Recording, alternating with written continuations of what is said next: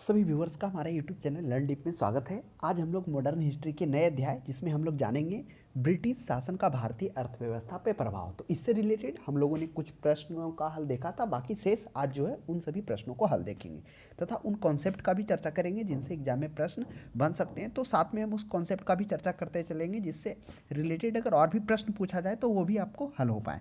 तो इससे पहले हम लोगों ने 50 तक देख लिया था, तो एक बार थोड़ा सा 50 में देख लेते हैं। 50 में क्या था?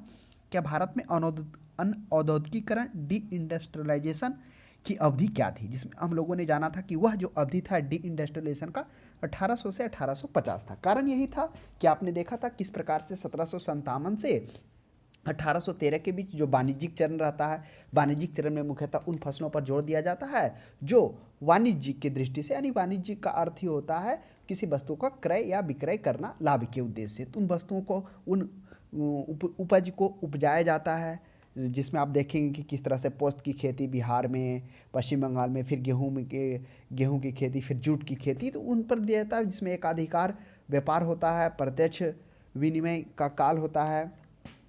एकाधिकार की मतलब बहुत सारे जो यूरोपीय आते हैं उन सभी से युद्ध करके वो उसको हटा देता है और अपना अधिकार जमाता है।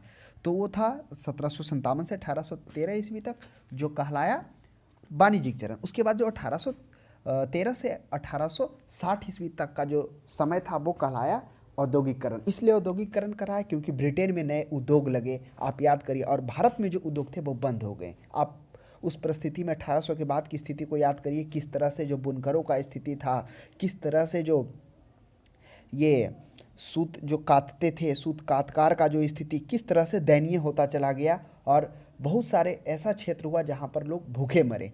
तो यह जो कारण था, वह क्या हुआ कि ब्रिटेन में तो जो औद्योगिकरण रहा वह कब आया? 1813 से, यानी 1813 से 1860 के बीच में। तो वह भारत के लिए क्या हुआ? यानी भारत में जो उद्योग लगने चाहिए थे वह उद्योग खत्म के कगार पे चले गए, और जो ब्रिटेन में जो बंद उद्योग थे वो फिर से वहाँ पर लग गए, और उसके लिए एक बाजार की जरूरत पड़ी। फिर आप देखेंगे किस तरह से 1813 ईस्वी में क्या किया जाता है, व्यापारिक एकाधिकार को हटा दिया जाता है, जिसमें ब्रिटेन के सभी बड़े बड़े व्यापारी, प्रत्येक व्यक्ति भारत में आकर क्या करते, व्यापार करना स्टार्ट करते थे। यानी कि अब उनके लिए एक बाजार था। क्योंकि आपको यह भी पता होगा कि 1765 से 1785 ईस्वी में बहुत सारा आविष्कार भी हुआ था, जिस आविष्कार में मुख्यतः क्या क्या था?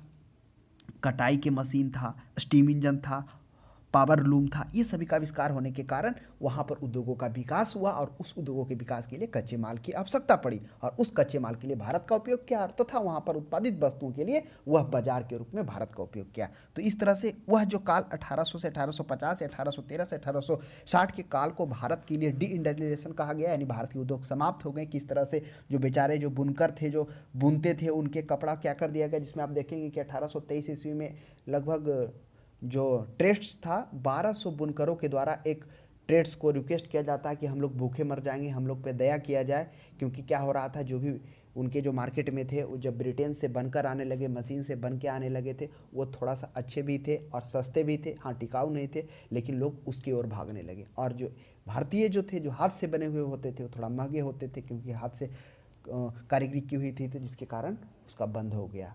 तो इस तरह से किस तरह से वो पैसा छोड़कर मजबूरन कृषि पर आना पड़े, और कुछ लोग पलायन होकर यूरोप और इंग्लैंड भी चले जाते हैं। तो ये स्थिति रही। तो इसलिए भारत को वो 1850 से 1850 को डी इंडस्ट्रियलाइजेशन कहा जाता है, और वहीं ब्रिटेन के लिए वो औद्योगिकरण था। 51 में देखेंगे भारत में आधुनिक उद्योगों की स्थापना कब प्रारंभ हुई। काफ़ी अच्छा प्रश्न है। भारत में आधुनिक उद्योग की स्थापना की बात की जाए तो वह कब होता, आप याद करिए। प्रथम चरण 1757 से 1813 ईस्वी का, जिसमें हम लोगों ने चढ़ा कि वह वाणिज्यिक चरण था, जिसमें से किस तरह से हम लोगों ने देखा कि ये ब्रिटिशर्स के द्वारा बहुत सारा राजस्व, स्थायी बंदोबस्त, रैयतवाड़ी बंदोबस्त, महलवाड़ी बंदोबस्त चलाया जाता है। विभिन्न तरह से राजस्व वसूली किस तरह से, जब रॉबर्ट क्लाइव आता है तो 1 वर्ष के लिए होता है, वह द्वैत शासन चलाता है 1765 से 72 ईस्वी तक। फिर वारेन हेस्टिंग आता है, फिर वो 5 वर्ष ही चलाता है। फिर कर्नवालिस आता है, उसको भू राजस्व। तो इस तरह से वो वाणिज्यिक चरण रहता है। उसमें मुख्यतः उन फसलों पर जोर दिया जाता है जिसकी यूरोप में ज़्यादा मांग होती है, इंग्लैंड में ज़्यादा मांग होती है, जिसे बेचने से अत्यधिक मुनाफा होता है। और साथ में वह एकीकरण और एकाधिकार का भी बात आता है, क्योंकि वह अन्य प्रतिद्वंदियों को जो यूरोप से आए थे व्यापार करने भारत में, उन सभी के साथ युद्ध करके उनको हराता है। तो वह था 1757 से 1813 ईस्वी तक, वह था वाणिज्यिक चरण। उसके बाद 1813 ईस्वी से 1860 ईस्वी तक जो आता है वह रहता है औद्योगिक चरण। वह औद्योगिक चरण किस लिए रहता है? क्योंकि ब्रिटेन में उद्योगों का विकास होता है, जो बंद उद्योग रहते हैं वो लग जाते हैं, तथा आविष्कार के कारण भी वहाँ के उद्योगों के लिए कच्चे माल की आवश्यकता होती है, तो इसलिए उसे औद्योगिक चरण बताता है। तो उस समय अब फिर तृतीय चरण में जब आप घुसेंगे तो वित्तीय पूंजी होता है, जिसमें 1860 से भारत की आज़ादी तक आप देखेंगे, 1860 से 1947 तक, जिसमें आप देखेंगे किस तरह से रेल का आविष्कार होता है। रेल के आविष्कार के बाद किस तरह से उसमें 5% की निश्चित उसमें लाभ की बात की जाती है, यानी जो भी निवेशक रहेगा उसको कंपनी या तो लाभ में जाए या हानि में जाए, उसको 100% मिलेगा, इस तरह से बात की जाती है। तो उस उद्योगों में आप देखेंगे कि 1850 ईस्वी के बाद 1853 ईस्वी में नाना कवास जी के द्वारा 1853 ईस्वी में सूती वस्त्र उद्योग पहली बार सूरत में लगाया जाता है। फिर 1855 ईस्वी में देखेंगे बंगाल के सरसा में देखेंगे कि जूट का उद्योग लगाया जाता है। फिर 1907 ईस्वी में जमशेदजी टाटा के द्वारा फिर किया जाता है, जो अमेरिकी उनके एक दोस्त होते हैं, उन्हीं के बुलाकर वो भारत में सर्च करते हैं कहाँ पर उसका ऐश खज है। फिर देखेंगे काफ़ी अच्छा इंटरेस्टिंग वह भी प्रश्न है, किस तरह से भारत में लौह इस्पात उद्योग कारखाना का स्थापना हुआ, आगे चर्चा करेंगे, काफ़ी इंटरेस्टिंग है। तो इस तरह से 1850 आप मारेंगे बहुत सही होगा, क्योंकि इसी के बाद से कुछ भारतीयों के द्वारा क्या किया गया, भारतीयों के द्वारा कुछ भारतीय उद्योग में निवेश किए गए, उसमें पूंजी लगाई गई, तो वह तृतीय चरण में होता। अगर चरण पूछ दिया जाता तो तृतीय होता, और बात किया जाता है 1850 में। नेक्स्ट प्रश्न 52 में देखेंगे, भारतीय बुनकरों की दयनीय हालात पर किस गवर्नर जनरल ने टिप्पणी की थी कि इनका दुख दर्द समूचे इतिहास में अतुलनीय है, कपड़ा बुनकर की हड्डियों की धरती सफ़ेद हो गई है। यह किनके द्वारा कहा गया था? ऑप्शन में है कर्नवालिस के द्वारा, विलियम बेटिंग के द्वारा, लॉर्ड डलहौजी के द्वारा, लॉर्ड कैनिंग के द्वारा। तो आप याद करिए परिस्थिति क्या होता है 1800 ईस्वी के बाद, यानी कि 1800 ईस्वी तक तो कुछ सही रहता है, क्योंकि भारत के जो लोग थे वह बुनकर थे, कातगार थे, सूती काते थे, बुनकर करते थे, और उन बुनकरों को पहले ब्रिटेन में काफ़ी और यूरोपीय लोग में काफ़ी डिमांड था। आपको पता होगा ना कि भारत का जो हथकरघा है, हाथ से बना हुआ, अभी भी जो यूपी का एक जगह है, देखिए ना माइंड से निकल गया, जहाँ का आज भी वो हस्तकार जो वहाँ से बनाया जाता है, चटाई वगैरह, चटाई हो गया, दरी हो गया, उसका डिमांड वर्ल्ड में भी है, पूरे भारत के अलावा अन्य देशों में भी काफ़ी मांग है। तो इस तरह से पहले भी जो थे, जो बुनकर थे, उनके द्वारा जो हाथ के द्वारा कताई किया हुआ था, चटाई होता था, इस तरह से जो होता था, विदेशों में काफ़ी, यूरोपीय में काफ़ी मांग होता था। लेकिन क्या हो गया कि जैसे जैसे समय बीतता गया तो क्या हो गया, जो अंग्रेज थे वह यहाँ से सस्ते माल को कीन कर व्यापारियों से, और उसे यूरोप में और इंग्लैंड में अच्छे दामों पर करते थे, और उसका मुनाफा वो कमाते थे। उसके बाद धीरे धीरे क्या हो गया कि जो ब्रिटेन में उसका उत्पादन होने लगा, यानी ब्रिटेन में मशीनों के द्वारा इसका उत्पादन किया, क्योंकि आप देखे होंगे कि उस समय 1765 से 85 के बीच में कुछ आविष्कार भी होता, वहाँ पर फैक्ट्रियाँ लगना स्टार्ट हो जाता है। तब आप एक याद करिए कि 1823 ईस्वी में क्या होता, 1200 बुनकरों के द्वारा बोर्ड ऑफ ट्रेड को एक पत्र लिखा जाता है कि हम भूखे मर जाएंगे, हम पर दया किया जाए। तो उसमें आप देखेंगे, अगर आप कभी मौका मिले तो एनसीईआरटी बुक में पढ़िए, अगर आपको उस समय का अगर आप काल पढ़ेंगे ना, किस तरह से जो बुनकर का स्थिति था, जो कातगार थे, उसका स्थिति इतना दयनीय हो गया था कि जो पहले बिक रहा था, जब ब्रिटेन से बने हुए माल भारत में आकर बिकने लगे, जब उसको सब लेने लगे क्योंकि वो सस्ते होते थे, मशीन के बने होते थे, तब भारतीय बुनकरों की, भारतीय कताइयों की स्थिति, भारतीय हस्तकारों की स्थिति काफ़ी दयनीय हो गई थी, वो भूखे मर रहे थे। आप देखेंगे कि एक तो 1823 ईस्वी में जिसका पब्लिकेशन में वह बोर्ड ऑफ ट्रेड से मांग किया, फिर 1828 ईस्वी में एक कताई विधवा है जो कि एक बंगाली होती है, समाचार पत्र, उसमें वो अपना लिखने के लिए आग्रह करती है कि किस तरह से वो जूझ रही है ज़िंदगी और मौत के बीच। तो काफ़ी ये दर्दनाक होता है। तो आप कह सकते हैं वो इसलिए ये जो है लॉर्ड विलियम बेटिंग है, क्योंकि उसी के शासनकाल में ये सब चीज़ क्या हो जाता है, मतलब ज़्यादातर वह डाउन के कगार पे, यानी पतन के कगार पे पहुंचता है। इसलिए 52 का सही जवाब हो जाएगा लॉर्ड विलियम बेटिंग हो जाएगा। 1853 में बैप्टिस्ट मशीनरियों की त्रिमूर्ति जोशुआ मार्समैन, विलियम केरी और विलियम वार्ड ने श्रीरामपुर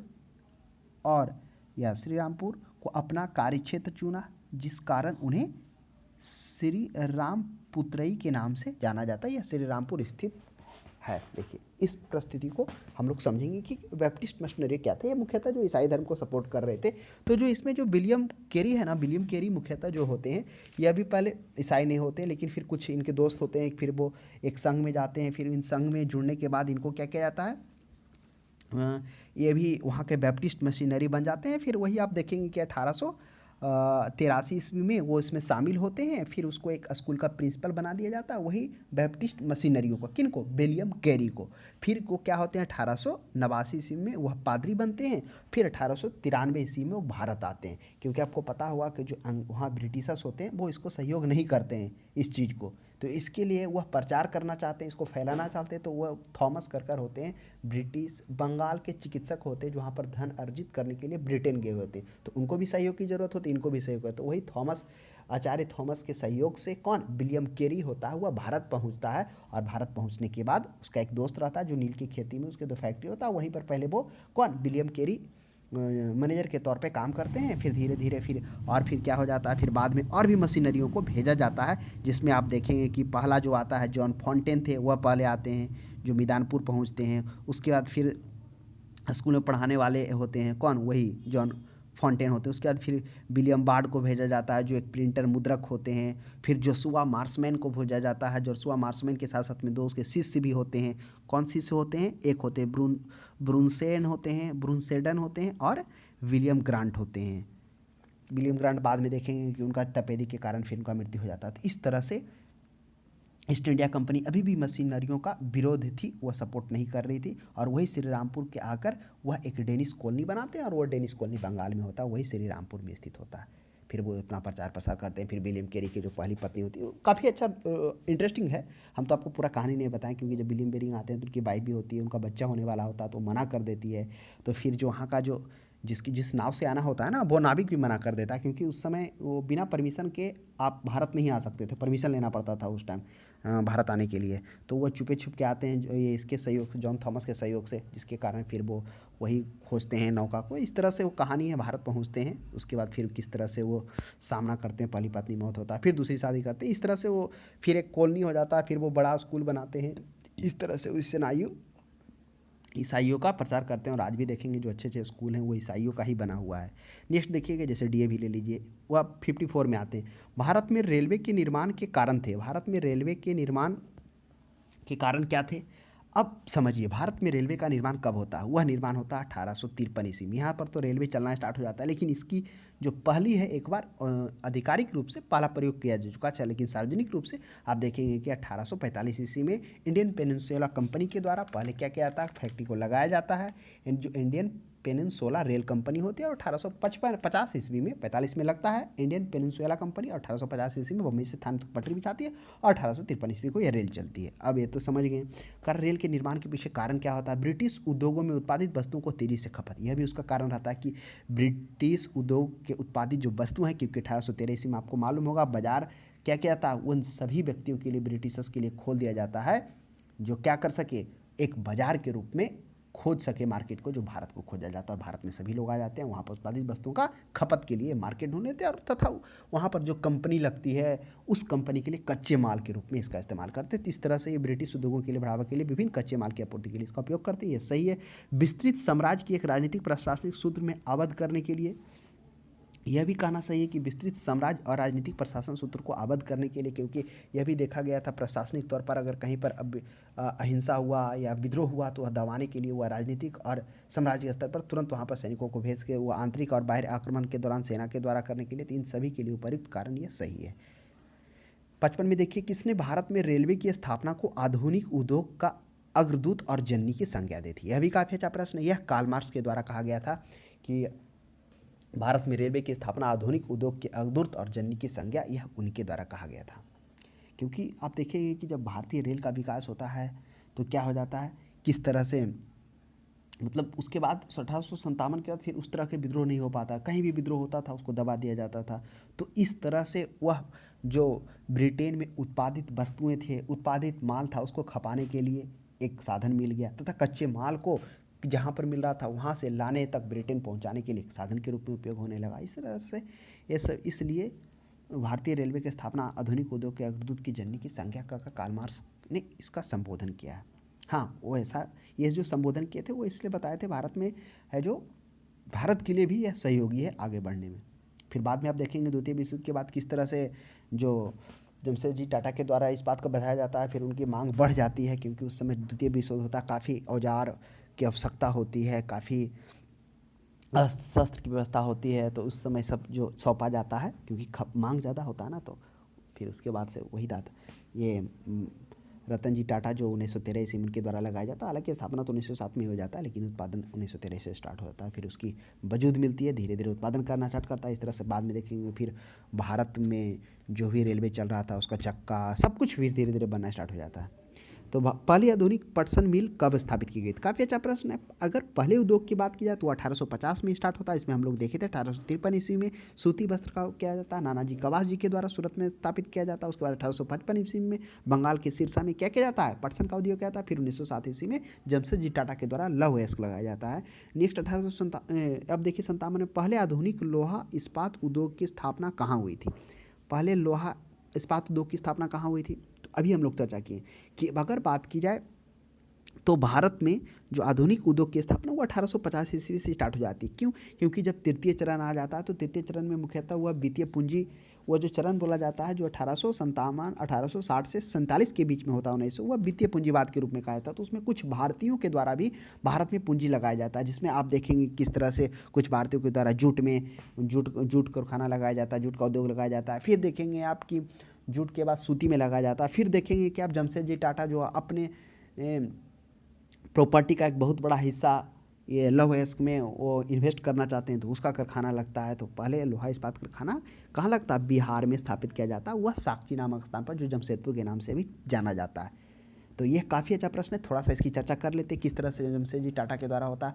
बात है 1904 ईस्वी के अप्रैल का महीना होता है, जब अमेरिकी भूवैज्ञानिक चार्ल्स बिल्ड और जमशेदजी टाटा के बड़े बेटे दोराबजी टाटा छत्तीसगढ़ में लौह अयस्क भंडार की खोजबीन में घूम रहे होते हैं। क्योंकि जब पता चलेगा कि जहाँ कच्चा भंडार है वहीं तो उद्योग लगेगा ना, पूरा वो छत्तीसगढ़ में छानबीन मारते हैं, घूमते रहते हैं। घूमते घूमते अचानक उनको एक गांव में नज़र पड़ता है। वह गांव में देखते हैं कि एक जो स्त्री पुरुष है वो टोकरियों में भरकर कुछ लेके जा रहे हैं। जब पास में आता पता चलता है ये कच्चे लौह वयस्क है। जब वो जो रहते हैं वो अगरिया समुदाय के लोग रहते हैं, उनसे पूछा जाता है कि ये कहाँ है, तो वह उंगली को उठाकर इशारा करती है सामने पहाड़ी तरफ। वहाँ पर जाते हैं तो वास्तविकता में वहाँ पर क्या मिलता है, लौह कच्चा अयस्क मिल जाता है। तो उससे काफ़ी दोनों खुश होते हैं, क्योंकि काफ़ी खून पसीना और काफ़ी पैसा इन्वेस्ट कर चुके थे। तो उसके बाद वहाँ पर देख क्या होता है कि वहाँ पर अगल बगल पानी नहीं होता, जिसके कारण वो क्या होते हैं, वहाँ पर उद्योग स्थापित करना असंभव था। फिर बाद में उसी अगरिया समुदाय से पूछा जाता है तो वह अन्य जगह बताता है। फिर वही जमशेदजी जो साकची नदी है, साकची नदी के पास में स्वर्णरेखा नदी है, वहीं साकची नामक स्थान स्वर्णरेखा नदी के पास में जाते हैं, तो वहाँ पर एक मिलता है और इसमें सहयोग भी उसी समुदाय का लेते हैं। फिर वहाँ पर जंगलों को साफ करके बनाया जाता है। इस तरह से वह उद्योग स्थापना होता है। फिर वह उद्योग धीरे धीरे भारतीय अर्थव्यवस्था में अपना क्या करता है, योगदान देना स्टार्ट कर देता है। फिर जब द्वितीय विश्व युद्ध आ जाता है, द्वितीय विश्व युद्ध में फिर अंग्रेज क्या करते हैं, मांग खपत होता है, तो वह रेलवे के पार्ट पुर्जे मशीन वह उसी को बोलती है बनाने के लिए मजबूरी हो जाता है। और इस तरह से वह भी फलता फूलता, फिर बाद में आज भी उसका नाम है। नेक्स्ट देखिए 58 के बाद हम लोग देखेंगे 58 में कह रहा है बिखरे हुए स्वायत्त गांवों के कवच को इस्पात के रेलों से छेद दिया गया, जिससे उसके जीवन रक्त ह्रास हो गया। यह किसने कहा था? यह भी काफ़ी अच्छा प्रश्न है। कह रहा है कि बिखरे हुए स्वायत्त गांवों के कवच को इस्पात के रेलों से छेद दिया, किसके द्वारा किया था? यह बुकानन के द्वारा, फ्रांसिस बुकानन के द्वारा किया गया था। ये फ्रांसिस बुकानन है कौन? आपको याद करिए, बात है 1800 ईस्वी को। क्या होता है 1800 ईस्वी में? फ्रांसिस बुकानन जो होते हैं, यह सिंपली जान लीजिए, यह एक चिकित्सक होते हैं फ्रांसिस बुकानन, जो भारत आते हैं बंगाल चिकित्सा सेवा में कार्य करने के लिए। कुछ वर्ष तक वह भारत का गवर्नर जनरल के लॉर्ड बेरेली के शैल चिकित्सक भी होते हैं। उसी दरमियान में वो 1800 ईस्वी में जाते हैं दक्षिण भारत में भ्रमण के लिए, यानी यात्रा पर निकलते हैं दक्षिण भारत में। वहीं पर वो जाते हैं, तब वो फ्रांसिस बुकानन वहाँ जाते हैं तो वहाँ देखते हैं किस प्रकार से वहाँ पे सैकड़ों प्रगलन भट्टियाँ लगाए हुए हैं। और वह जो भट्टियाँ हैं लौह बुर्ज बनाती है। बुर्ज वही है, वो तमिल शब्द है, बुर्ज मतलब लौह ही है, बिगड़ा हुआ शब्द है। तो उस तरह से लौह बुर्ज का इस्तेमाल करते हो। काफ़ी आप याद करिए कि टीपू सुल्तान जो थे, उनके तलवार जो बने हुए थे, वह जो मतलब सोच कर देखिए कि भारत में भी पहले कितने उच्च किस्म के रोहिले थे। बोला जाता है उसमें इतना कार्बन का मात्रा सघनता है कि जो उनके तलवार थे, वह अगर सुरक्षा कवच भी पहना हुआ है ना, तो टीपू सुल्तान की तलवार उसको चीरते हुए काट डालता था। इस तरह से इतने अच्छे अच्छे लौह अयस्क होते थे। वही जब भ्रमण करते हैं तो देखते हैं कि किस प्रकार से यहाँ लौह की भट्टियाँ,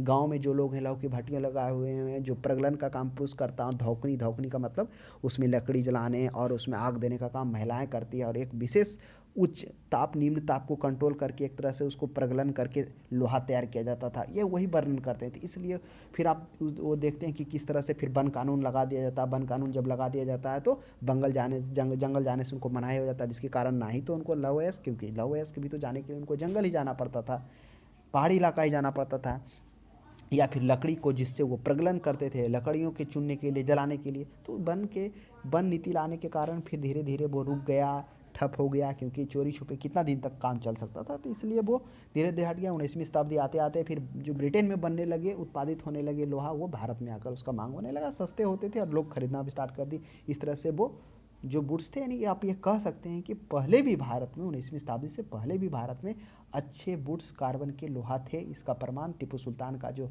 तलवार है उससे आप देख सकते हैं, जो अभी ब्रिटेन के संग्रहालय में वहाँ है, चला गया, उसकी कार्बन की मात्रा को देखकर पता लगा। ऐसा तो वही उन्होंने कहा था कि फ्रांसिस बुकानन ने कहा था कि बिखरे हुए स्वायत्त का मतलब जो निजी हो अधिकार का गांव के कवच को इस्पात के रेलों ने छेद दिया और उसके जीवन रक्त को हरास कर दिया। जो उनका व्यवसाय था वो ठप हो गया, धीरे धीरे वो मजबूर होकर वो कृषि पर आ गए, कुछ लोग पलायन कर गए, दूसरे देश चले गए। तो इस तरह से उनका स्थिति धीरे धीरे और दयनीय हो गया। नेक्स्ट देखिए उठान, फिर होता दादा, फिर जमशेदजी टाटा होते हैं, जो अपने संपत्ति का बहुत बड़ा हिस्सा इसमें इन्वेस्ट करना चाहते हैं, जिसमें वो अमेरिकी जो एक होते हैं भूवैज्ञानिक, कौन, चार्ल्स वेल्ड को बुलाते हैं। उनके सहयोग से फिर उनके बेटे और वो क्या करते हैं, खोजबीन करते हैं। बाद में फिर 1907 ईस्वी में स्थापना होता है। लेकिन देखिए 59 में देखिए, भारतीय राजाओं द्वारा कर लेना सूर्य द्वारा भूमि से पानी लेने के समान था, जो कि पुनः वर्षा के रूप में भूमि पर उर्वरता देने के लिए वापस आता था। पर अंग्रेज द्वारा लिया गया कर भारत में वर्षा न कर इंग्लैंड में ही वर्षा करता था, यह कथन किसका है? तो यह जो कथन कहा गया है, यह आरसी दत्त के द्वारा। आरसी दत्त कौन है, अभी इनके बारे में जानते हैं। वही आरसी दत्त हैं जो प्रसिद्ध अर्थशास्त्री, इतिहासकार अर्थशास्त्र के रूप में इनका नाम आता है। अगर बात किया जाए प्रसिद्ध अर्थशास्त्र में, तो वो सबसे पहले दादा भाई नौरोजी, उसके बाद आप देखेंगे कि मेजर बी.डी. बसु, उसके बाद तीसरे नंबर पर ये आते हैं आरसी दत्त। उन्हीं के द्वारा यह बात कहा गया है। जब वो आपको पता होगा कि आरसी दत्त कौन होते हैं, वो भारतीय सिविल सेवक होते हैं, क्योंकि उस समय में 19वीं शताब्दी तक सबसे ऊंचे पोस्ट पर पहुंचने वाले पहले व्यक्ति होते हैं। जो रिटायर करते हैं उसमें वर्धमान के ये होते हैं, डिप्टी कमिश्नर होते हैं, सोच लीजिए। तो उस समय आईसीएस करते हैं। आईसीएस का इनका जन्म तो होता है 1848 ईस्वी में, फिर 1868 ईस्वी में ये ब्रिटेन जाते हैं। 1859 में इसमें आईसीएस का परीक्षा में अच्छे उत्तीर्ण रैंक के साथ ये पास करते हैं। फिर 1871 ईस्वी में ये भारत आते हैं। फिर उसी वर्ष जब आते हैं तो ये अपना एक लेख भी लिखते हैं, 3 ईयर्स इन इंग्लैंड लिखते हैं। फिर आप आएंगे तो किस तरह से वो रमेश चंद्र दत्त, फिर पहले उनको बंगाल में उनको प्रशासनिक कामकाज के लिए रखा किया जाता है। फिर 1813 में जिला मजिस्ट्रेट के बनाया जाता है। फिर 1884 में वर्धमान के डिप्टी मजिस्ट्रेट के रूप में होता है। फिर 1997 में वो अवकाश ग्रहण कर लेते हैं। फिर बाद में वो देखेंगे रिटायर होने तक, 1900 मृत्यु तक अपना वो लंदन विश्वविद्यालय के भारतीय इतिहास का अध्यापक भी होते हैं। हालांकि वो 1899 है ना, हाँ 1899 में भारतीय राष्ट्रीय कांग्रेस के अध्यक्ष भी वो चुने जाते हैं।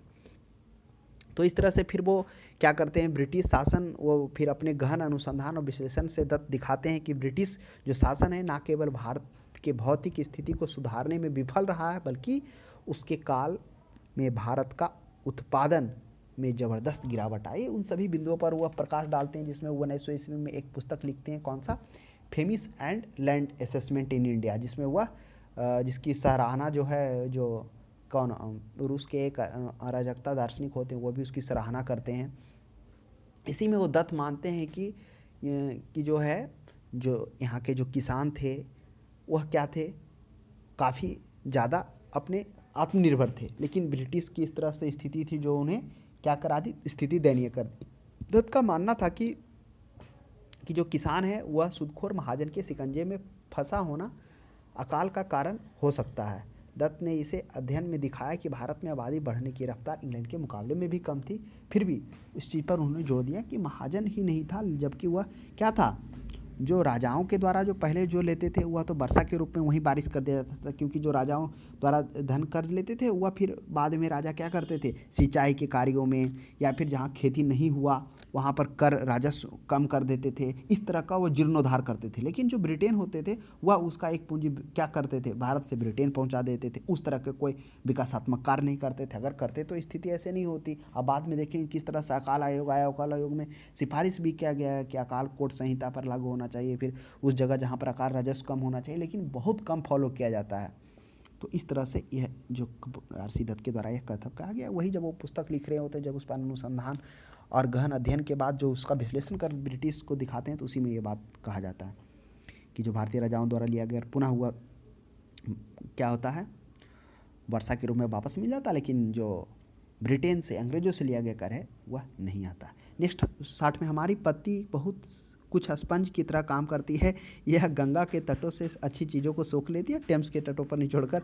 कहने का मतलब टेम्स कहाँ है, लंदन नदी में। कह रहा है कि मतलब ये किनके द्वारा कहा गया है, जॉन सुलिवन एक हैं, उन्हीं के द्वारा ये वक्तव्य कहा गया है कि जो हमारा पद्धति इस तरह है कि मतलब अच्छे चीज़ को हम क्या करते हैं, सोख लेते हैं और उसे लंदन में लेके चले जाते हैं। यही कहना चाह रहा है, वही हो गया ना, लंदन के तटों पर छोड़ लेती है और टेम्स के तटों पर, तो टेम्स नदी लंदन के किनारे है, तो वहाँ पर जाकर निचोड़ देती है। तो जॉन सुलिवन है। नेक्स्ट 61 में देखिए, कांग्रेस के किस अधिवेशन में पहली बार कांग्रेस द्वारा मौलिक अधिकार और राष्ट्रीय आर्थिक कार्यक्रमों के संबंधित प्रस्ताव को पारित किया गया। यह है कराची अधिवेशन 1931, जो कब होता है, 29 मार्च 1931 को होता है। यह भी ध्यान में रखिएगा 29 मार्च, क्योंकि यह काफ़ी इंपॉर्टेंट डेट है 29 मार्च, क्योंकि इससे 6 दिन पहले उधर क्या होता है, भगत सिंह को 23 अगस्त को फांसी भी दिया जाता है। और फिर आप यही देखेंगे कि इसके 3 दिन पहले 25 को क्या किया जाता है, 25 को ये गांधी इरविन समझौता भी होता है, जिसमें आप देखेंगे कि जब गांधी जी क्या कर रहे होते हैं, सविनय अवज्ञा आंदोलन स्टार्ट कर दिए होते हैं, तो उस आंदोलन को लेके 1 साल के अंदर में वो सविनय अवज्ञा आंदोलन जो स्टार्ट होता है, कहाँ से स्टार्ट होता है, वह स्टार्ट होता है ये 12 मार्च जो 6 अप्रैल को पहुंचते हैं दांडी यात्रा से, जिसमें गांधी जी समेत 1 साल में लगभग 80 से 90 हज़ार लोगों को कैद कर रहा था। हालांकि गांधी जी को बाद में छोड़ दिया जाता, अगर नहीं छोड़ा जाता तो स्थिति और भयावह हो जाती। तो क्या होता है, गांधी इरविन समझौता होता है, गांधी जी से बात होती है, गांधी इरविन समझौता, जिसमें गांधी जी कुछ परामर्श रखते हैं, जिसमें परामर्शों में से वो आगे हम लोग चर्चा करेंगे विस्तार से। तो होता है गांधी इरविन, उसके ठीक 6 दिन बाद उसमें, क्योंकि ये गांधी इरविन समझौता इसलिए होता है क्योंकि उससे पहले गोलमेज सम्मेलन 30 में हो चुका होता है, लेकिन उसमें कुछ काफ़ी सफलता निष्कर्ष नहीं निकलता, जिसके कारण यह इरविन को ब्रिटिशर्स को समझ में चला आता है कि जब तक इसमें कांग्रेस का नेतृत्व नहीं होगा तब तक कुछ परिणाम नहीं मिलेगा। तो वही गांधी से निवेदन करता है, गांधी जी तैयार होते हैं, फिर वही यहाँ पर कराची अधिवेशन 29 को स्टार्ट होता है, गांधी जी कामगाटा मार्ग के द्वारा वहाँ निकल जाते हैं, कहाँ, वह गोलमेज सम्मेलन में भाग लेने के लिए। और इसमें से बोला जाता है, इसमें यह सत्र इसलिए इम्पोर्टेंट था कराची अधिवेशन, क्योंकि इसमें मौलिक अधिकारों और राष्ट्रीय आर्थिक कार्यक्रमों की बात की गई थी। मौलिक अधिकारों का मतलब वही मौलिक अधिकार जो आज बनाया था, उसमें से ये जो सबसे पहले जो इसमें बात किया गया था, मौलिक अधिकारों को लेकर बात किया गया था, जिसमें जाति धर्म लिंग आधार के भेदभाव नहीं करने की बात की गई थी। और उसके बाद इसमें सभी को समानता का प्रावधान किया गया था। इसमें से प्राथमिक शिक्षा अल्पसंख्यकों तथा अन्य भाषाएं संस्कृति भाषाओं को संरक्षण देने की गारंटी की गई थी। साथ में सभी को सार्वभौमिक मताधिकार और के आधार पर चुनावों में प्रस्ताव करने का बात किया गया था, संगठन बनाने, सम्मेलन आयोजित करने का, इस तरह बात की। फिर राष्ट्रीय आर्थिक कार्यक्रमों के साथ उसमें क्या किया गया था, जो भी सूदखोर हैं उनसे थोड़ा जो कर है कम करने की बात की गई थी, किसानों के ऋण में राहत करने की बात की गई, जो सूदखोरों हैं उसे शोषण से बचाने की बात की गई थी। तो इस तरह से ये राष्ट्रीय आर्थिक संबंधी बात की गई थी। और मौलिक अधिकार, कभी कभी प्रश्न ये भी पूछता है, जो मौलिक अधिकार तैयार किया गया था, ड्राफ्ट किया गया था, किनके द्वारा, तो वह किया गया था डॉक्टर राजेंद्र प्रसाद के द्वारा, और इस कांग्रेस अधिवेशन की अध्यक्षता सरदार वल्लभ भाई पटेल कर रहे थे। तो ये 2-3 प्रश्न बन जाता है। तो हम लोगों ने समझा कि राष्ट्रीय कांग्रेस जो है 1931 कराची अधिवेशन में इसलिए इंपॉर्टेंट होता है क्योंकि इसमें भारतीय कांग्रेस द्वारा मौलिक अधिकार और राष्ट्रीय आर्थिक कार्यक्रमों की बात की जाती है, जिसमें राष्ट्रीय आर्थिक कार्यक्रमों के तहत हम लोगों ने देख लिया कि किस तरह से किसानों की ऋण माफ़ की बात की जाती है और उस सूदखोरों से बचाने की बात की जाती है, जिसमें मौलिक अधिकारों में हम लोग देख लिया। तो वो हो जाएगा ऑप्शन नंबर 1। 62 में देखिए, कांग्रेस कराची अधिवेशन 1921 के अध्यक्षता कौन थे, सरदार वल्लभ भाई पटेल, और उसके जो मौलिक अधिकार हैं जो उसमें ड्राफ्ट किया गया था वो जवाहरलाल नेहरू के द्वारा किया गया था। सुमेलित करना है, अकाल से संबंधित आयोग है, काफ़ी अच्छा प्रश्न है ये भी। अब देखिए इधर अकाल से संबंधित स्ट्रेची आयोग है, लियाल आयोग है, मैकडोनल्ड आयोग है, वुडहेड आयोग है, काफ़ी अच्छा। देखिए आप समझ जाइए, सब है, अकाल है, अकाल आता है तो ये सब आयोग बैठता है। अब किन परिस्थिति में बैठता है, क्यों बैठता है, वो दोनों को समझेंगे तो आप कभी नहीं भूलेंगे। पहला है स्ट्रेची आयोग, 1880 में लॉर्ड लिटन के शासनकाल में होता है। अब परिस्थिति समझिए क्या होता है, बात है 1880 ईस्वी की। क्या होता है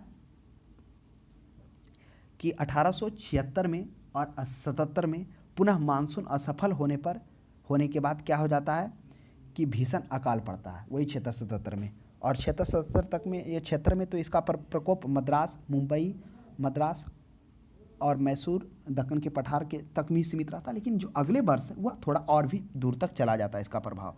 वह पुनः मानसून की असफलता होती, फिर अगले साल भी कम मानसून होता है, जिसके कारण वह पंजाब और मध्य प्रदेश के क्षेत्रों में भी फैल जाता है। इतने विशाल क्षेत्रों में यह पूर्ण अकाल कभी नहीं आया था। यह लगभग 6 लाख वर्ग किलोमीटर में प्रभावित यह करता है, इतने लाख किलोमीटर को।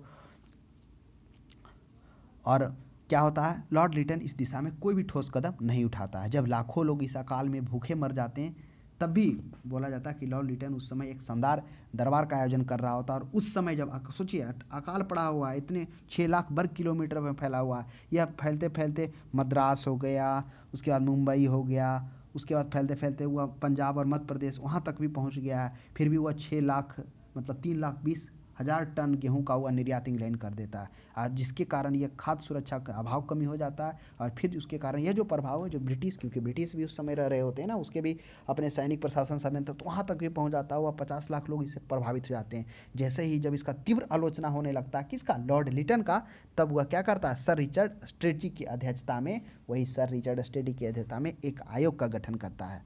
सोचिए, मतलब इस परिस्थिति के बावजूद भी इंग्लैंड क्या कर रहा था, पूरा आर्थिक शोषण ही करने में लगा हुआ था। तब फिर स्ट्रेटजी आयोग के अध्यक्षता में एक आयोग का गठन करता है, और स्ट्रेटजी आयोग 1880 ईस्वी में अपना रिपोर्ट सौंपता है। और इस रिपोर्ट में वह निम्न सुझाव देता है। जो सुझाव देता है उसे हम लोग थोड़ा देखें। सुझाव किया जाता है, अकालग्रस्त क्षेत्रों में भू लगान स्थापित कर दिया जाए, नियमित कर दिया जाए, या फिर ज़्यादा पड़े तो वहाँ पर समाप्त भी कर दिया जाए, तथा किसानों को कर्ज की भी व्यवस्था किया जाए, ताकि वो बीज बैल इत्यादि वो उससे खरीद सके। उसके बाद क्या था, और भी था, 15 लाख पाउंड का एक विशेष कोष तैयार किया जाए। मैंने कुछ कोष क्या तैयार किया है, क्योंकि उस समय विकराल परिस्थिति से उससे निपटा जा सके। फिर एक क्या बात किया जाता है कि केंद्र के नियंत्रण में एक स्थानीय अकाल कोड का निर्माण किया जाए। यही अकाल कोड का निर्माण की बात किया था। हालांकि बाद में 1883 में अकाल कोड बनता है, लेकिन यह अकाल कोड आप देखेंगे जैसे ही अगला जो आएगा ना, लियाकत आयोग, जिसमें अगला फिर अकाल आता है ना 1896 में, तो ये फेल हो जाता है। तो इस तरह से ये हो गया। उसके बाद अब हम लोग देखेंगे, ये तो स्ट्रेटजी आयोग हम लोग देख लें किस तरह से लिटन के 1886 ईस्वी में मुंबई, मद्रास, ये दक्कन का पठार फैलते फैलते हुआ जब पहुंच जाता है वहाँ तक, फिर किस प्रकार से लॉर्ड लिटन की जब तीव्र आलोचना होने लगती है, तब वह सर स्ट्रेटजी के अध्यक्षता में एक आयोग का गठन करता है, जो स्ट्रेटजी जो 1880 ईस्वी में अपना रिपोर्ट सौंपता है। इसमें वो निम्नलिखित मांग करता है, जिसमें वो बात करता है कि या तो उस क्षेत्रों में जो लगान स्थायित हो जाना चाहिए, या फिर कम कर देना चाहिए। फिर उसके बाद उन्होंने यह भी सिफारिश करते हैं कि कर्ज की व्यवस्था भी की जाने से, ताकि किसान बैल, बीज और उर्वरक को ले सके। अब आता है स्ट्रेटजी आयोग। अब क्या होता है कि 1800 अभी तो मतलब कई एक 1880 ईस्वी में, 86 में तो आया ही था। कुछ समय बाद 1895 ईस्वी में फिर वर्षा कम होती है, तो 1896 ईस्वी में कम होते हैं, अब 96 में बिल्कुल नहीं होता है। तो फलस्वरूप संयुक्त एवं मध्य प्रांतों में जो बोला जाए, बरार हो गया, बंगाल हो गया, मुंबई हो गया, जिलों में जो भी राजपूताना क्षेत्र, उस समय में अकाल पड़ता है। यह अकाल की भयंकरता के लिए अकाल कोड अपर्याप्त सिद्ध होया। ये जो अकाल था, इससे पहले हम लोग को देखा ना किस तरह से स्ट्रेटजी जो क्या करता है, सिफारिश करता अकाल कोड का। तो 1883 ईस्वी में अकाल कोड बनता भी है, लेकिन जब फिर से 1855 ईस्वी में कौन सा क्षेत्र में, जिसमें हम लोग को देखें बंगाल का क्षेत्र, मुंबई का, मद्रास का, इन क्षेत्रों में फिर से जब क्या आ जाता है, अकाल आ जाता है, तब यह कोड अपर्याप्त सिद्ध होता है। तब लॉर्ड एल्गिन जो होते हैं, यही Lord Elgin Sir James Lyall की अध्यक्षता में एक आयोग की नियुक्ति करते हैं। यह आयोग 1880 के आयोग के सुझाव पर ही अपना रिपोर्ट प्रस्तुत करता है। इसमें भी वही बात करता है कि भू लगान कमी करने की और कुछ विशेष दिशा में ऐसे माफ़ करने की भी बात करता है।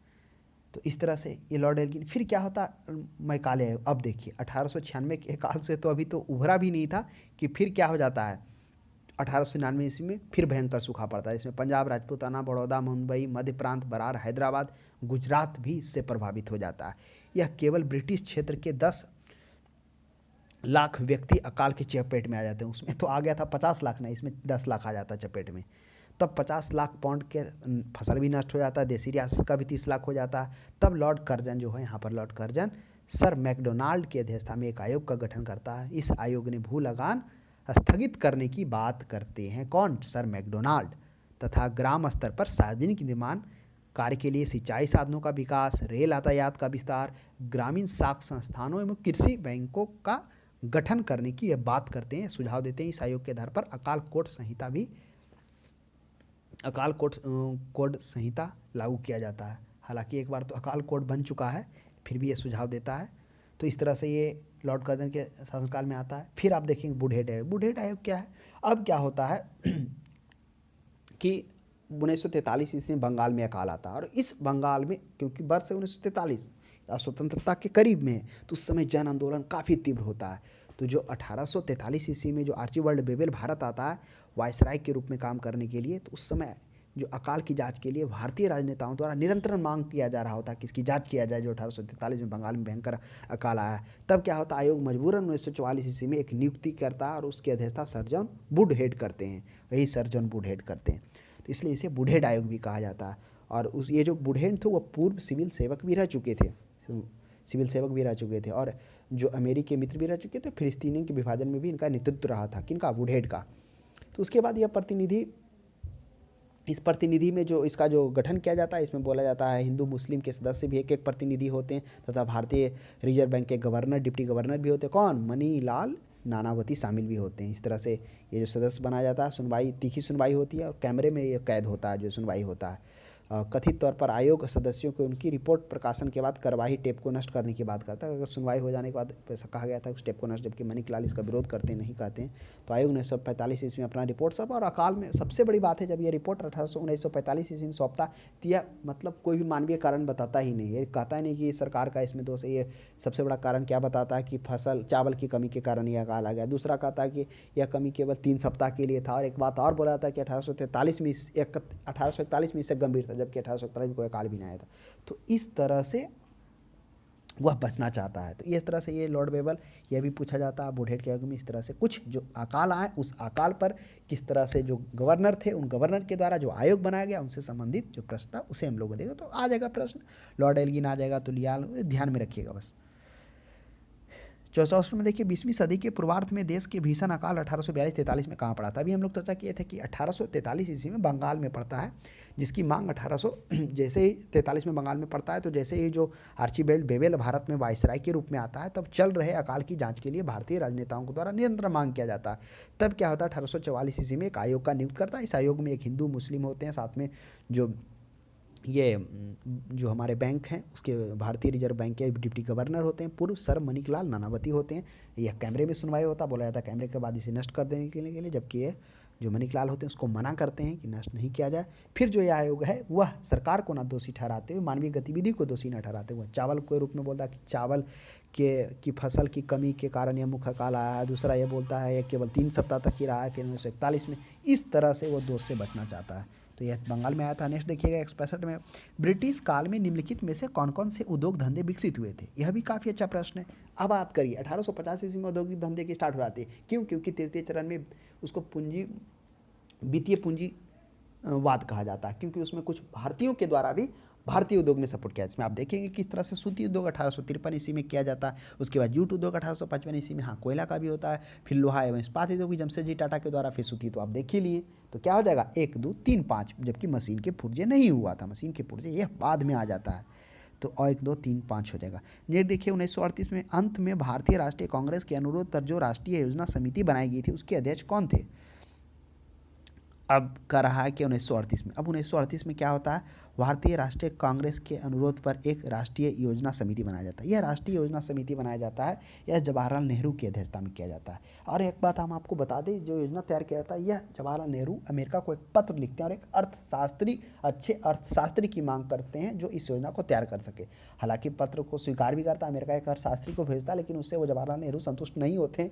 फिर वो लिखते हैं कि जैसा हम लोग उम्मीद किए थे आप उस तरीके से नहीं भेजे, ये तो अपने रिपोर्ट पर ही इनको विश्वास नहीं है। इस तरह से वो फिर वापस पत्र अमेरिका को लिखते हैं। तो ये हो जाएगा राष्ट्रीय योजना समिति। बाद में भी आप देखेंगे किस तरह से जब पंडित जवाहरलाल नेहरू पीएम बनते हैं तो इन्हीं की अगुवाई में योजना आयोग का भी गठन किया जाता है। नेक्स्ट देखेंगे 77 में, अकाल को रोकने व अकाल पीड़ितों की सहायता है तो भारत सरकार अकाल संहिता कोड कब प्राप्त? आप याद करिए 1880 ईस्वी में क्या होता है। 1880 ईस्वी में अस्ट्रेची आयोग सर स्ट्रेटजी की अध्यक्षता में एक आयोग का गठन किया जाता है। वह अपना रिपोर्ट 1880 में सौंपता। उस रिपोर्ट में बहुत सारा मांग करता है। उस मांग में हम लोग क्या देखे थे, वह जो पहला मांग करता है उसमें कहता है कि अकालग्रस्त क्षेत्रों में भू लगान स्थापित कर दिया जाए, मतलब नियमित रूप से कर दिया जाए अथवा समाप्त भी कर दिया जाए जहाँ ऊपर हो। और किसानों को कर्ज की व्यवस्था की जाए ताकि वो अपने लिए बैल बीज व्यवस्था कर सके। 15 लाख पाउंड के एक विशेष कोष की बात किया तथा केंद्र के नियंत्रण में एक स्थानीय अकाल कोड का निर्माण की बात किया जो 1883 में बनता है। लेकिन जब देखेंगे कि 1895 में जब फिर सूखा आता है, 98 96 में पूरी तरह सूखा आता है, तो अकाल कोड फेल हो जाता है।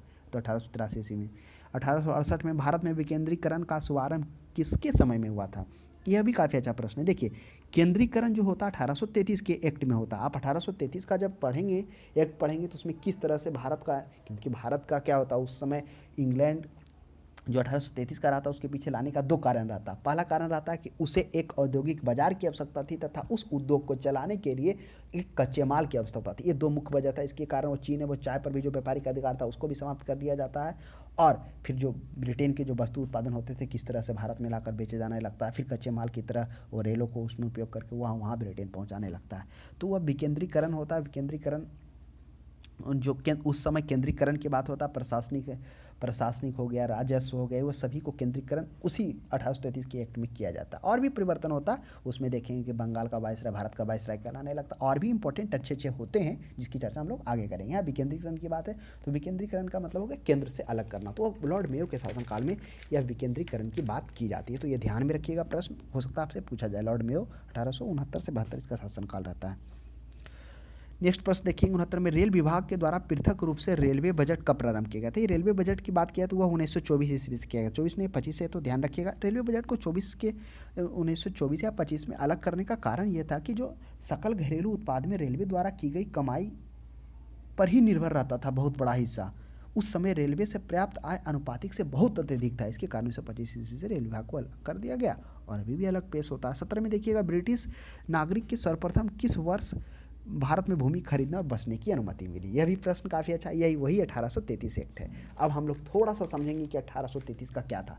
चार्टर एक्ट हम लोगों ने देखा 1833 ईस्वी में पारित होता है। जो दो मुख्य कारण रहता है। पहला कारण क्या रहता है कि ब्रिटेन में आई औद्योगिक क्रांति के बाद उत्पादित सामग्री की बढ़ी हुई मात्रा जिसे खपाने के लिए एक बड़े बाजार की आवश्यकता थी, उस कारण। और दूसरा कारण है जो औद्योगिक क्रांति हेतु कच्चे माल की बढ़ी हुई मांग को पूरा करने के लिए, जिसमें आप देखेंगे कि चीन चाय पर जो व्यापारिक अधिकार है उसको भी समाप्त कर दिया जाता है। फिर 20 वर्ष के लिए पुनः व्यापारिक एक अधिकार बढ़ा दिया जाता है। फिर आप देखेंगे कि जो बंगाल मद्रास के गवर्नर थे उसको बंगाल के अधीन में कर दिया जाता है। उसके बाद फिर आप देखेंगे रहने के लिए, बसने के लिए, भूमि खरीदने के लिए यही इसके तहत स्वतंत्र दे दिया जाता है। उसके बाद आप देखेंगे कि जो ये क्या है, ये हाँ केंद्रीकरण भी किया जाता है। केंद्रीकरण इसमें सभी को एक जगह में लाया जाता है, प्रशासनिक, राजस्व, ये सभी को एक जगह लाया जाता है। तो ये था 1833। फिर बंगाल के गवर्नर जनरल को भारत का गवर्नर जनरल कहा था, इसमें लॉर्ड विलियम बेटिंग पाला बनता है। तो इस तरह से ये परिवर्तन होते हैं इसमें। तो 1833 हो जाएगा, इसमें भूमि खरीदने, बसने और बेचने की बात हो जाती है। नेक्स्ट देखिए 171 में, the economic history of India के लेखक कौन है? यह भी काफ़ी अच्छा प्रश्न है। हम लोगों ने अभी देखा कि भारत में आर्थिक इतिहासकार में से दादा भाई नौरोजी और में मेजर बीडी के बाद जो तृतीय स्थान है वह आर.सी. दत्त का है। यही आर.सी. दत्त हैं जो the economics history of India के लिए जिन्होंने क्या करते हैं 1848 में जन्म होता है या फिर ब्रिटेन जाते हैं 1868 में, 1869 ईस्वी में उत्तीर्ण होते हैं सिविल सेवा में और 1871 ईस्वी में वो भारत आते हैं। फिर वो नियुक्त होते हैं उड़ीसा के प्रशासनिक पद पर होते हैं। फिर लास्ट में रिटायर होते होते हुआ डिप्टी कमिश्नर वर्धमान के होते हैं। 1897 में रिटायर होते हैं। 1904 ईस्वी तक ब्रिटेन में वो भारतीय इतिहासकार के प्रोफेसर होते हैं। 1899 ईस्वी में वो उनको बनने का मौका मिलता है, भारतीय राष्ट्रीय कांग्रेस का अध्यक्ष भी है 1899 ईस्वी में। तो इन चीज़ों को थोड़ा सा ध्यान में रखेंगे। और इन्हीं के द्वारा क्या कहता है, जब वो भारत आते हैं तो वो क्या करते हैं, वो अपने गहन अनुसंधान और विश्लेषण के आधार पर दत्त ब्रिटिश शासन को न केवल भौतिक स्थिति सुधारने में विफल रहा बल्कि उसके काल में भारत के विऔद्योगिकीकरण भी हुआ। यह उन्होंने वही बताते हैं ये रमेश चंद्र जो द इकोनॉमिक हिस्ट्री से पहले उन्होंने एक और पुस्तक जो लिखते हैं 1900 ईस्वी में, famous India and assessment in India, जिसमें वो कहते हैं कि भारतीय राजाओं द्वारा लिया गया कर वह ये क्या होता था, सूर्य द्वारा भूमि से पानी ग्रहण करने के समान में होता था, जो पुनः वर्षा के रूप में वो भूमि पर दे देता था। लेकिन जो ब्रिटिश द्वारा, अंग्रेजों द्वारा लिया गया कर था, वह भारत में वर्षा ना कराकर इंग्लैंड में करवाता था। ये वही जब वर्णन कर रहे होते हैं, जब उस अनुसंधान को जब कर रहे होते हैं, तब वह इस प्रकार से वह बोलते हैं। तो उसके बाद 1902 ईस्वी में ये रमेश चंद्र दत्त के द्वारा the economic history British India का पहला खंड प्रकाशित किया जाता है। इसमें ब्रिटिश हुकूमत पर लिखे गए सबसे बेहतरीन ग्रंथों की संज्ञा दी जाती है।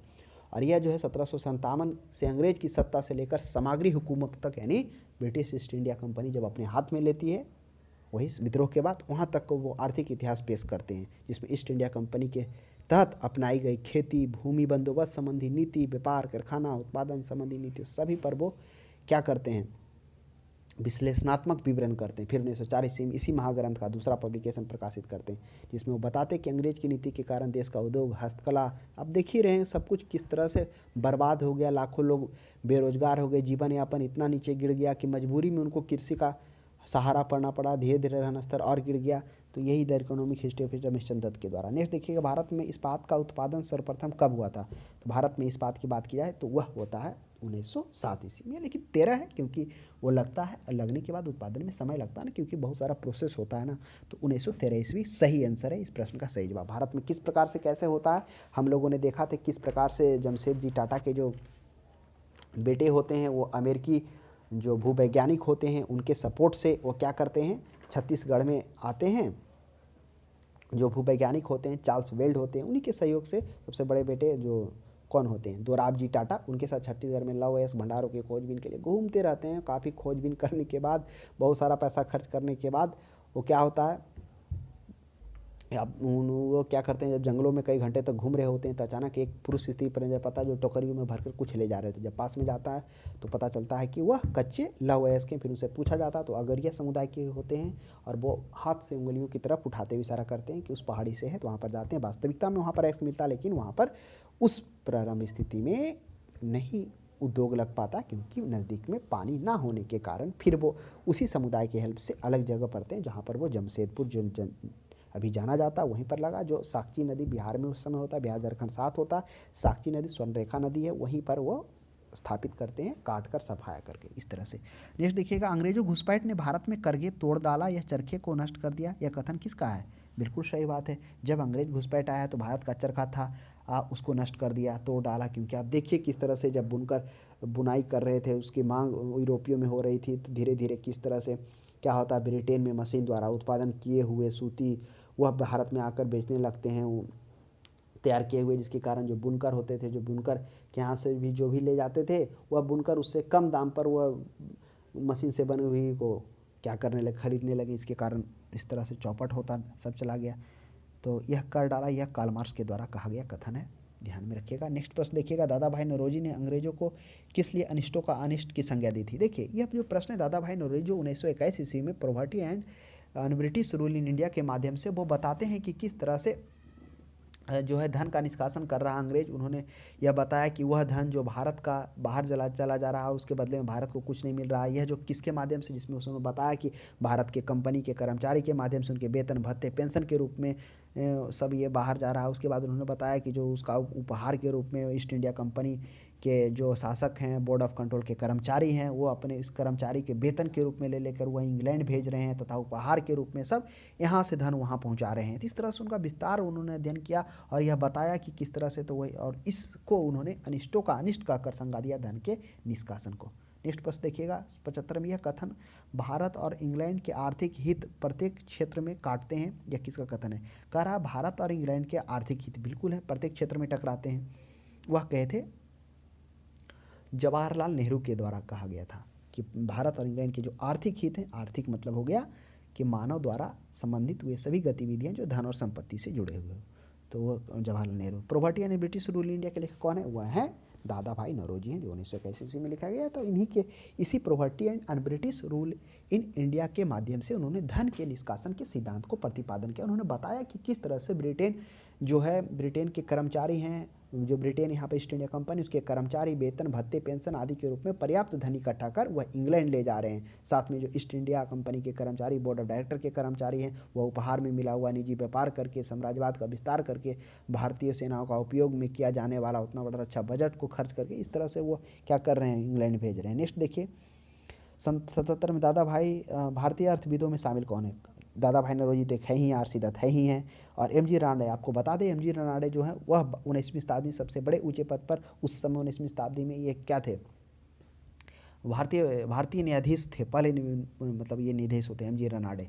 तो आप ध्यान में रखिएगा एम जी रनाडे के बारे में, क्या एक ब्रिटिश काल के भारतीय न्यायाधीश होते हैं जो समाज सुधारक होते हैं, लेखक भी होते हैं, जो 1871 ईस्वी में बॉम्बे जो होते हैं स्मॉल कॉलेज में पहले कोर्ट में होते हैं, जो 4 नंबर पर होते हैं, फिर 1893 ईस्वी बॉम्बे हाई कोर्ट में भी इनको स्थान होता है, फिर वो रिटायर होते हैं और इन्हीं के शिष्य रहते हैं गोपाल कृष्ण गोखले। तो ये सभी केटी साहब के गोपाल कृष्ण गोखले के बारे में भी आप सुने ही होंगे कि गोपाल कृष्ण गोखले जो नरमपंथी के थे, तो किस तरह से इन्होंने 1905 ईस्वी में क्या करते हैं, राष्ट्रीय कांग्रेस का अध्यक्ष भी बनते हैं, the servants of India society का स्थापना करते हैं। इसलिए वो उसकी स्थापना करते हैं सर्वेंट्स ऑफ इंडिया सोसाइटी का, ताकि वो भारतीयों को शिक्षित कर सके। तब भारतीय शिक्षित होंगे तो अपने कर्तव्य और अपने अधिकार को समझेंगे और भारत क्या होगा, अग्रसर की हो जाएगा। तो इसलिए करते, प्रश्न ये भी पूछ दिया जाता है कभी कभी कि सर्वेंट्स ऑफ इंडिया 3 में सभी हो जाएगा अर्थशास्त्री, जो सभी ब्रिटिश की नीतियों का अवहेलना के दादा भाई ब्रिटिश रूल इंडिया के द्वारा किए हैं। आर.सी. दत्त हम the economy history of India के माध्यम से किया, एम जी रनाडे भी क्या किए हैं।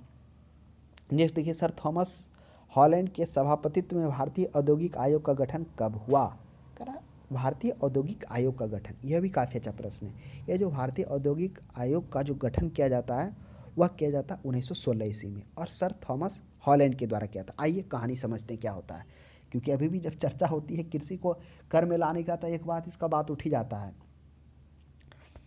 1816, हाँ 1916 ईस्वी में क्या होता है, 16 से 18 में, कि हॉलैंड की अध्यक्षता में कमेटी का गठन किया था, जिसमें उस समय तो म्यांमार भारत तो सब मिला हुआ ही था। तो लगभग बहुत सारे क्षेत्रों को एक अध्ययन करके आर्थिक विकास सर्वे के बाद एक रिपोर्ट तैयार किया था। और कमेटी जो है, वह कमेटी जो बनता है उसमें रतन टाटा होते हैं, उनके पिता होते हैं जमशेदजी टाटा होते हैं, पंडित मदन मोहन मालवीय होते हैं, सहित कुल 8 सदस्य इस कमेटी के रिपोर्ट सदस्य होते हैं। और इसमें से वह जो रिपोर्ट देते हैं उसमें औद्योगिक अनुसंधान प्रशिक्षण सुविधाओं के विकास पर जोर देने की बात करते हैं। तो वह 1916 ईस्वी में। पहला औद्योगिक सम्मेलन कब गया था, यह 1907 ईस्वी में। वह औद्योगिक आयोग है तो 1916 में, इसमें जमशेदजी टाटा भी होते हैं और 8 भारतीय लोग भी होते हैं, मदन मोहन मालवीय भी होते हैं, है ना। वो जब रिपोर्ट सौंपता है तो उसमें क्या आता है कि औद्योगिक अनुसंधान एवं प्रशिक्षण सुविधाओं के विकास पर जोर देते हुए बात करते हैं। नेक्स्ट 1925 में सरकार द्वारा गठित भारतीय आर्थिक जांच समिति के अध्यक्ष कौन थे? यह भी काफ़ी अच्छा प्रश्न है। अब करा 1925 में सरकार द्वारा भारतीय आर्थिक जांच समिति, तो वह एम विश्वेश्वरैया रहते हैं, इन्हीं को वो भारतीय आर्थिक जांच समिति अध्यक्ष। देखिए एम विश्वेश्वरैया इसलिए क्योंकि एम विश्वेश्वरैया की अगर जीवनी के बारे में देखा जाए तो वह एक इंजीनियर होते हैं। 1883 में वो अभियंत्रण पुणे का जो होता है इंजीनियरिंग कॉलेज, वहाँ से वो पास करके निकलते हैं। फिर वो बाद में आप देखेंगे 84 ईस्वी में बम्बई के लोक निर्माण विभाग में उनका सहायक अभियंता के रूप में नियुक्त होता है। फिर 1925 में भारतीय आर्थिक जांच समिति के वो अध्यक्ष बनते हैं। 1921 में स्वचालित जल प्रणाली के भी पेटेंट के रूप में कार्य करते हैं। तो वही जो आर्थिक जांच समिति होती है उसी को आर्थिक जांच समिति अभी भी अगर गठन किया था तो कृषि के जब भी चर्चा होती है तो बात आ ही जाता है। तो एम विश्वेश्वरैया हो जाएंगे, क्या हो जाएंगे, भारतीय आर्थिक जांच समिति।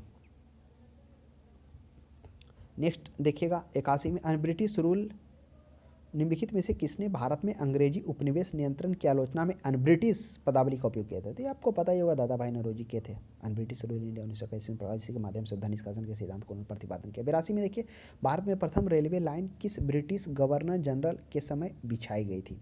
तो यह भी काफ़ी अच्छा प्रश्न है। अब भारत में प्रथम जो है ये रेलवे लाइन वह बैठाया जाता है लॉर्ड डलहौजी के शासनकाल में। किस तरह से इंडियन पेनिनसुला जो कंपनी 1845 ईस्वी में लगाई जाती है, 1850 ईस्वी में वह पुणे से कहाँ तक, ठाणे से मुंबई तक वह बिछाती है, 1853 ईस्वी में वो चलती है। और आपको पता होगा कितना किलोमीटर, शायद 53 किलोमीटर की वो चलती है, 35 मील की होती है।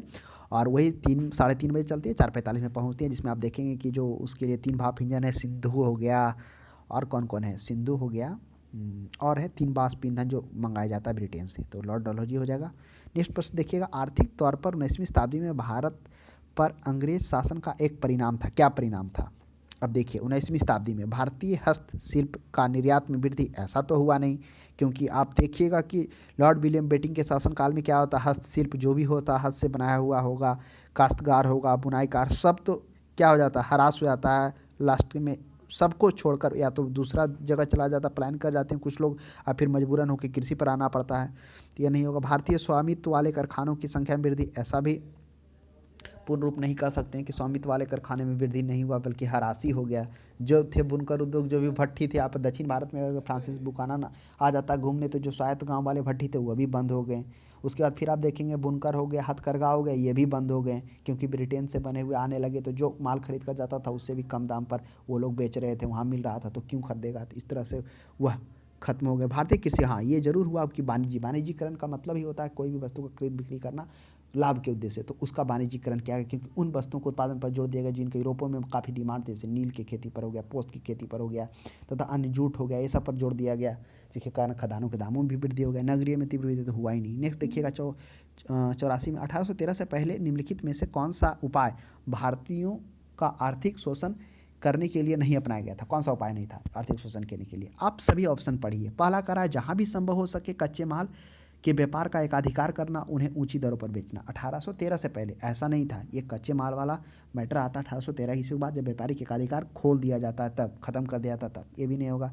भारतीय कारीगरों का नियंत्रण नियत मात्रा में नियत कीमत पर गुणवत्ता उत्पाद करने के लिए बात करना, ऐसा बात नहीं। नियत मात्रा और नियत गुणवत्ता पर होता तब तो भारत को ही लाभ होता ही होता। भारतीय का नेक्स्ट देखिए, भारतीय व्यापारियों को किसी भी तरीके से प्रतियोगिता से निष्कासन करना, यह भी नहीं था। लेकिन 1813 से पहले तो मुक्त व्यापार नीति करके वह क्या क्या आर्थिक रूप से शोषण करने के लिए नहीं अपनाया गया था। ये चीज़ें नहीं अपनाया गया, लेकिन मुक्त व्यापार नीति करने से वह उसका आर्थिक शोषण स्टार्ट हो गया। आर्थिक शोषण यानी कि जो उसको जिस दर पर वह बुनकर उसके यहाँ से काते हुए धागे ले जाते थे, या जो बिक रहे थे उससे कम दाम पर ब्रिटेन से बने हुए वस्तु और भारत में आकर बिकने लगे, जिसके कारण वो क्या हो गया, उनका ह्रास हुआ। नेक्स्ट देखेंगे 84 के बाद 85 में देखिए, कहा दादा भाई नौरोजी द्वारा उनकी कृति poverty and unBritish rule in India द्वारा प्रस्तुत किए गए अपवहन सिद्धांत शब्द को निम्नलिखित कथनों में से एक समुचित है के रूप में परिभाषित किया गया। क्या परिभाषित किया गया? प्रॉपर्टी एनबिसी, भारत राष्ट्रीय संपत्ति का कुल वार्षिक उत्पादन का एक हिस्सा ब्रिटेन निर्यात किया जा रहा था, जिसके लिए कोई महत्वपूर्ण प्रतिफल नहीं मिलता है। हाँ, यह कहना सही है कि जो भारतीय जो थे, मतलब ब्रिटिश का एक हिस्सा क्या किया जा रहा था, ब्रिटेन पहुंचाया जा रहा था, जिसमें वो कर्मचारी के पेंशन भत्ते ये सब के रूप में, फिर ईस्ट इंडिया कंपनी और बोर्ड ऑफ कंट्रोल के डायरेक्टर के रूप में, फिर जो उपहार के रूप में, इस तरह से एक धन को क्या कर रहे थे, इस तरह से वो ब्रिटेन पहुंच। सही है। भारतीय संसाधनों का ब्रिटेन में उपयोग किया जा रहा था, भारत के संसाधनों का ब्रिटेन में उपयोग, ब्रिटेन के हित में उपयोग किया जा रहा था। बट नहीं, ये तो खैर अपवहन के सिद्धांत में उन्होंने ये बात तो दम वो कहें, लेकिन ये नहीं कहें ब्रिटिश उद्योगपतियों एवं साम्राज्य शक्ति के संरक्षण के अधीन भारत में निवेश के अवसर की भी, ये भी नहीं उन्होंने कहा ब्रिटिश अपवहन ड्रेन थ्योरी के सिद्धांत में। ब्रिटिश वस्तुओं द्वारा, 4 में पढ़ रहे हैं, ब्रिटिश वस्तुओं द्वारा आयात की जा रही, जिससे देश दिनों और अधिकाधिक गरीब होता जा रहा था।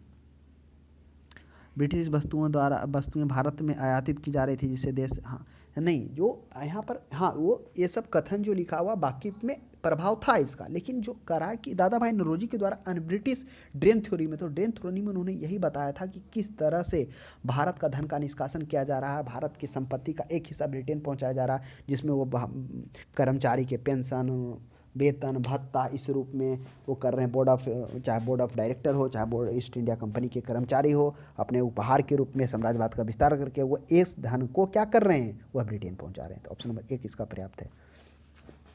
नेक्स्ट प्रश्न देखिएगा 86 में, 86 में कह रहा है कि भारत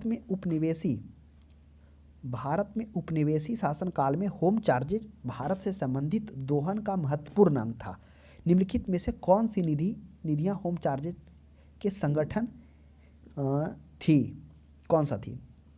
तो अब देखिए होम चार्जेज क्या था। होम चार्जेज जो बनाया गया था वह भारत के राज्य जो सचिव था, यानी जो उसके लिए एक जो स्थापना किया गया था राज्य सचिव का, क्योंकि आपको पता होगा ना, होम चार्ज 1857 के विद्रोह के बाद जो 1858 ईस्वी में है, वह ईस्ट इंडिया कंपनी से अधिकार छीनकर टोटल अधिकार किसे ले लिया गया था, वह महारानी के द्वारा, महारानी के अंडर में चला गया था। उसी के अंडर में राज्य सचिव का निर्माण किया गया था। वह राज्य सचिव ब्रिटिश संसद के प्रति क्या होते थे, उत्तरदायी होते थे। और उसी के बाद क्या कर दिया गया, भारत का उसके बाद वह वाइसराय बना दिया गया, यानी जो गवर्नर जनरल था वह वाइसराय। वाइसराय कहने का मतलब वह क्या होगा, क्राउन का प्रतिनिधित्व कहलाएगा। अब जो भी फैसला होगा बोर्ड के सदस्य जो राज्य सचिव होगा उनके माध्यम से होगा, जिसमें से आप बहुत सारा देखेंगे क्या हो गया कि ये जो पिट्स इंडिया के तहत जो 3 किया गया था फिर से 4 कर दिया गया। फिर आप देखेंगे कि बोर्ड सचिव के लिए 15 सदस्यों की नियुक्ति की गई। वही होम चार्जेज में राजस्व के बोर्ड, उस राज्य परिषद की स्थापना के लिए 15 सदस्य की नियुक्ति की गई। उस 15 सदस्य के जो पेंशन, वेतन भत्ता, पेंशन वही हो, उसी लिए होम चार्जेज, यानी कि उसके घर से लिया जाएगा उसके संचालन करने के लिए। तो लंदन में ईस्ट इंडिया ऑफिस के भरण पोषण के लिए प्रयोग में ली जाने वाली निधि, यह भी सही है। भारत में कार्यरत अंग्रेजी कर्मचारी के वेतन पेंशन हेतु प्रयोग, यह भी सही है। भारत के बाहर युद्ध के लड़ने में अंग्रेजों द्वारा लाई गई जाने वाली निधि, ये सभी कारक हैं जो इसमें होम चार्जेज के रूप में इसका बनाया गया था। तो 1 2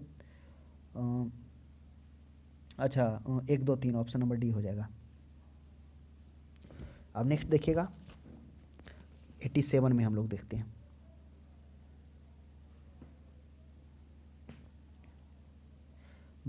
किस कंपनी ने सर्वप्रथम भारत में रेल सेवा प्रारंभ की, तो ये आपको याद ही होगा कि 1845 ईस्वी में ग्रेट इंडियन पेनिनसुला के द्वारा यह क्या क्या था, कंपनी लगाया जाता। और यही कंपनी 1850 ईस्वी में मुंबई से थाने पटरी बिछाती, फिर इसी पर क्या करती है, 1853 ईस्वी में मुंबई से थाने पहली बार रेल चलती है, जिसमें 20 डब्बों की होती है, 400 सवारी होते हैं। वही 3:15 बजे चलती है और 4:45 में पहुंच जाती है। नेक्स्ट बस देखिएगा, हाँ इसमें जो चलाया जाता है ना, जो उसमें वो जो लाया जाता है इंजन, वो ब्रिटेन से मंगाया जाता है। 3 वाष्प इंजन होते हैं, एक सिंधु होते हैं, देखिए ना, एक सिंधु है, एक सुल्तान है और एक सिंध है। सुल्तान, सिंध और एक है, ध्यान से नहीं आ रहा है। नेक्स्ट 88 में देखिए, रैयत वाड़ी बंदोबस्त के संदर्भ में निम्नलिखित कथनों पर विचार करिए। अब रैयत वाड़ी क्या था, आपको याद करिए। रैयत वाड़ी है जो 1916 ईस्वी में, यानी कहने का मतलब 1793 में तो वो हो गया। 1793 के बाद 1916 ईस्वी में स्टार्ट किया जाता है, जिसमें एक मद्रास के छोटे से प्रांतीय स्तर पर, पहले छोटे से स्तर पर इसका प्रायोगिक उपयोग किया जाता है। फिर देखेंगे थॉमस मुनरो के नेतृत्व में, क्योंकि थॉमस मुनरो 1819 से 26 तक मद्रास का गवर्नर होता है। तो उस समय फिर 1920 ईस्वी में जब प्रायोगिक रूप से किया जाता तो फिर उसको पूरे भारत में लागू कर दिया। भारत में नहीं कहीं कुछ हाउसों में, सबसे ज़्यादा हिस्सा में 51% पर ही लागू होता है, जिसमें डायरेक्ट सरकार रैयतों से, रैयत का मतलब जो किसान जो खेती करते थे उससे लेने की बात की, बीच में कोई भी बिचौलिए की बात नहीं हुई। तो ये बातों को ध्यान में रखिएगा। तो किसानों सीधे लगान, कर लगान के पूर्व भूमि का सर्वेक्षण, मूल्य निर्धारण किया जाता था। 1 2 3 यह भी तीनों सही है। उसके बाद मारवाड़ी व्यवस्था आता है मार्टिन बर्ड के नेतृत्व में, किस तरह से देखेंगे 1833 से मार्टिन बर्ड, जिसको उत्तर भारत के भूमि सुधारक के रूप में भी जाना जाता है। नेक्स्ट प्रश्न देखिएगा 89 में, निम्नलिखित कथनों पर विचार करिए। क्या है निम्नलिखित कथन, दादा भाई नौरोजी की भारतीय राष्ट्रीय आंदोलन को सर्वाधिक प्रभावी देन थी। क्या प्रभावी देन था, उन्होंने इस बात पर अभिव्यक्ति किया कि ब्रिटेन भारत का आर्थिक शोषण कर रहा, यह भी सही बात है, यह उन्होंने बताया। भारतीय राष्ट्रीय आंदोलन का सर्वाधिक प्रभावी देन था। उन्होंने प्राचीन भारतीय ग्रंथों की व्याख्या की, ऐसा काम कोई भी नहीं किए। उन्होंने सामाजिक बुराइयों का निराकरण के लिए ये वो काम नहीं किए। तो मुख्य जो वो काम किए, उन्होंने बताया कि किस तरह से ब्रिटेन है जो भारत के धन का हिस्सा वह ब्रिटेन पहुंचा रहा है, जिसमें वह property and un British rule in India के माध्यम से धन के निष्कासन को बताया था। उन्होंने देखा था कि किस तरह से जो अंग्रेज कर्मचारी हैं पेंशन के रूप में, भत्ता के रूप में, सैलरी के रूप में, और फिर east India company board of director के पेंशन के रूप में, भत्ता के रूप में वह यहाँ के धन को वहाँ पहुँचा रहे हैं। यह बात उन्होंने उसके माध्यम से दिखाया। उसके बाद तो वही हो जाएगा, ऑप्शन नंबर सिर्फ 1 हो जाएगा। नेक्स्ट देखिएगा 90 में, ब्रिटिश ईस्ट इंडिया कंपनी के चाय का व्यापारिक एकाधिकार खो बैठा था। वही 1833 ईस्वी में जो चीन और चाय पर व्यापारिक अधिकार थे वह भी समाप्त कर देंगे। तो हम लोगों ने देखा था कि जो 1833 का चार्टर एक्ट होता है मुख्यतः 2 कारणों से होता है।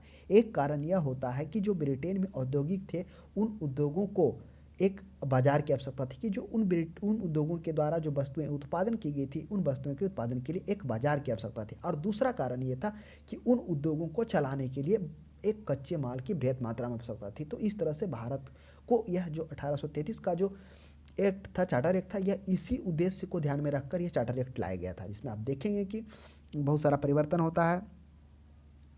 तो तो आज के लिए इतना ही। आपको यह क्लास कैसा लगा कमेंट बॉक्स में ज़रूर बताएं। आशा करते हैं आपको समझ में आया होगा। तो अब हम लोग अगली क्लास में मिलते हैं, तब तक हमारे क्लास को देखने के लिए धन्यवाद।